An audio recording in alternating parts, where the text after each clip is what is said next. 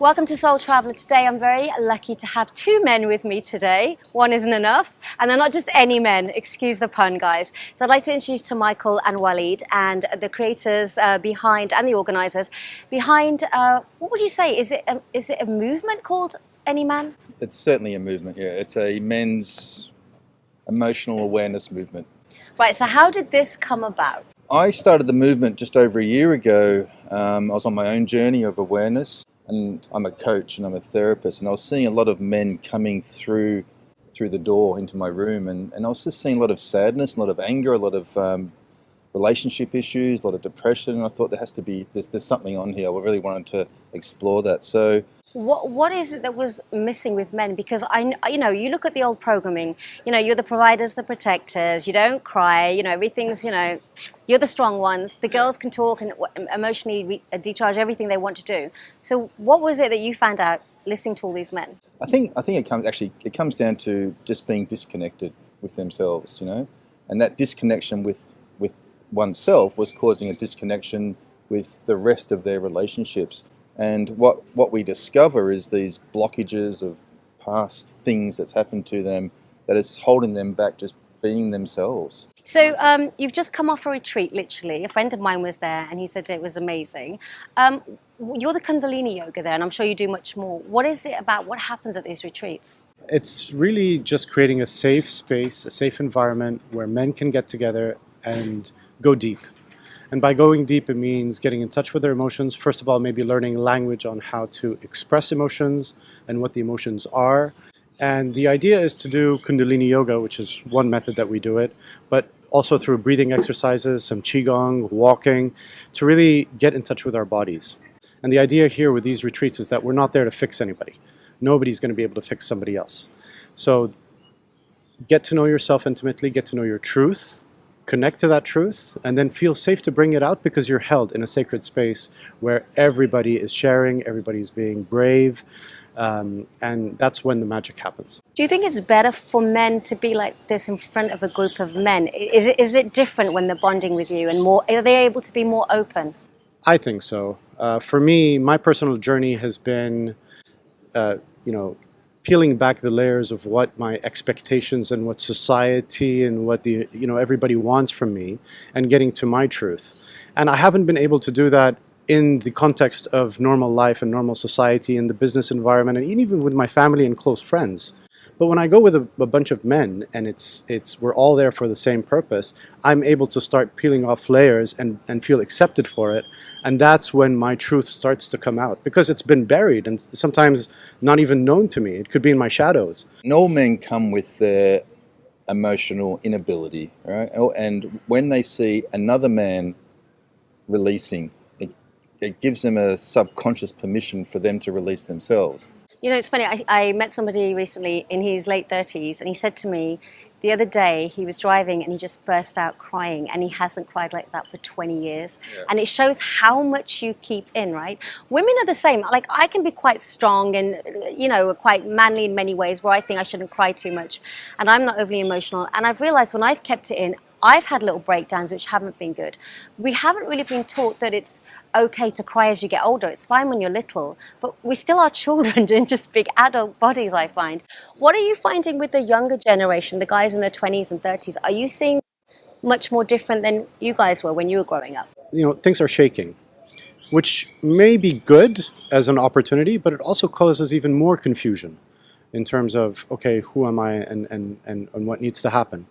But to your question, I think there is more of an awareness and more of an opportunity. And I think the reason why Anyman exists is because we want to create an avenue for younger men and for all men to know that there are support groups out there that you can reach out to.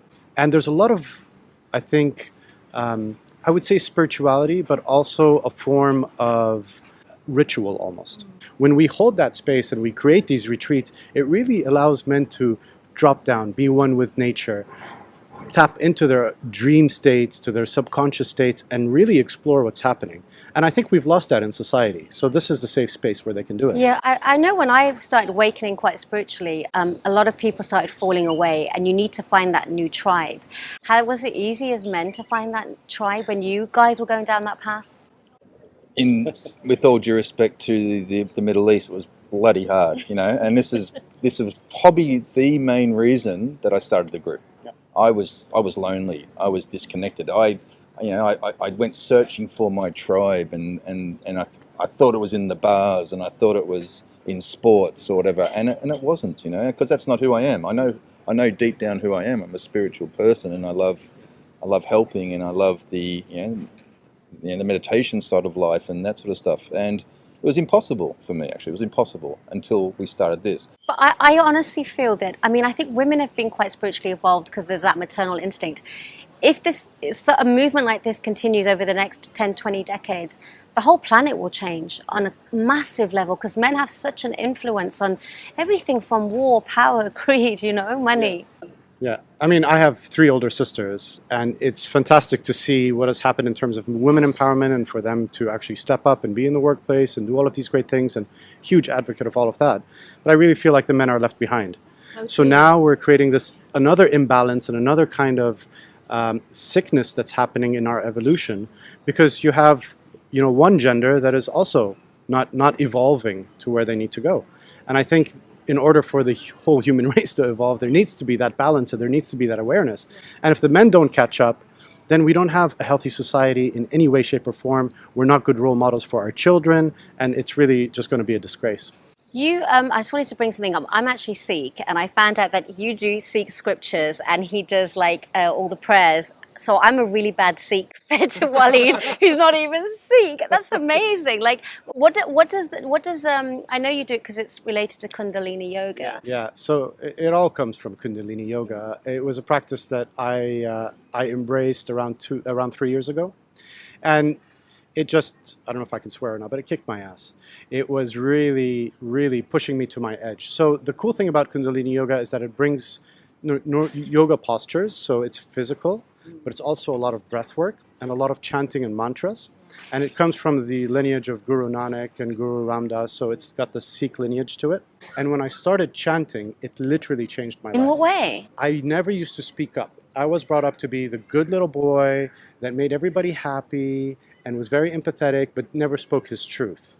So oddly enough, when the mantras came into my life, and I was, going ekonkar and really letting it out and reciting the japji and so on and so forth, I got a sense of confidence that I've never had before. You do know us Sikhs talk a lot, and we are very loud, so it could just be that, it's just brought it out in you. It's very, very powerful. And for me, the Kundalini yoga of blending the mantras, the mudras, the breathing, the asanas has transformed my life on a very subtle subconscious level, but has come up and erupted into my real life. The fellow Punjabi now, which is great. Okay, so I want you both to just have one final word. If there's some men out there and they want to try this or they're not sure, what would you say to them? Be honest with yourself, because when you're honest with yourself and really deep drop down and get really honest with yourself, there probably is something missing in life.